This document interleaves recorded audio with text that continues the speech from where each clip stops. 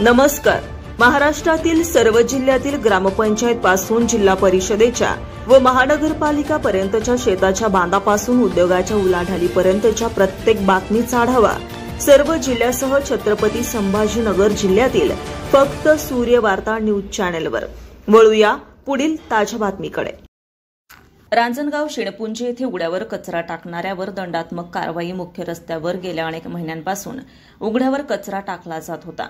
उघड्यावर कचरा टाकू नये यासाठी अनेक वेळेस नागरिकांना सूचना देऊनही त्याचं पालन होत नसल्यामुळे अखेर विभागीय आयुक्तांच्या आदेशानुसार भरारी पथकाने थेट रस्त्यावर उतरून उघड्यात कचरा टाकणाऱ्या नागरिकांवर दंडात्मक कारवाई केली आहे. रांजणगाव फाटा ते ग्रामपंचायत कार्यालयापर्यंत असलेल्या दुभाजकावर नागरिकांकडून रोज उघड्यावर कचरा टाकला जातो. याचा बंदोबस्त करण्यासाठी विभागीय आयुक्तांच्या आदेशानुसार भरारी पथकाची स्थापना करण्यात आली होती. यामध्ये गटविकास अधिकारी सुहास वाघचौरे, तलाठी चंद्रभान माळी, ग्रामपंचायत अधिकारी गणेश पाटील धणवई, सहाय्यक पोलीस निरीक्षक नरेश रामचंद्र ठाकरे, जोगेश्वरीचे ग्रामविकास अधिकारी घरमोडे स्वप्नील जगन्नाथ, प्रदूषण नियंत्रण मंडळाचे डॉक्टर योगिनी बाळंखे, घाणेगावचे ग्रामपंचायत अधिकारी G L. Bolsekar, police H D. Agrawal, P P.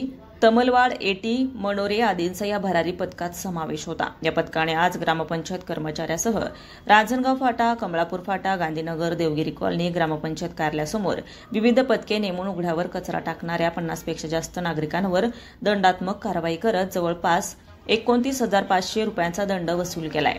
यावेळी कर्मचारी दीपक पंडित, अंकुश गवारे, अर्जुन जाधव, सिद्धेश मुळे, संतोष बोडवे, लहू गोरे, शशिकांत सुरवसे, सुनील वाकुडकर, संतोष जयस्वाल, अनिल वाकळे, नवनाथ शिंदे, राम काबरा, अरुण घुसळे, कलीम शेख, उमेश जेवळी, वैभव देसाई, अशोक शिंदे, अरुण माळी, बाळू कुराडे, शिवाजी जाधव, देविदास जाधव, गायकवाड गंगाधर कुराडे, गोरख खाजेकर, सुरेश नितवनवरे, बाळू कुराडे, सुधाकर बोकन, गीता वाघ आदी कर्मचाऱ्यांचा पथकात समावेश होता.